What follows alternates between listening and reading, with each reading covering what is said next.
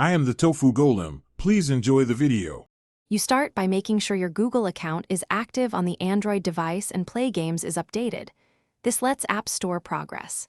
Next, install the game that offers cross-platform login or social sign-in, because Android cannot use Apple Game Center directly.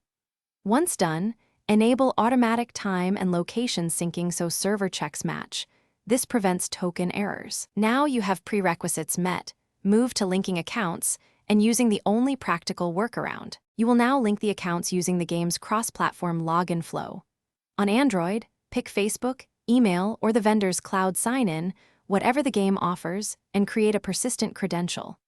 Then, on the iPhone, connect Game Center to that same game account and export or confirm the cloud save.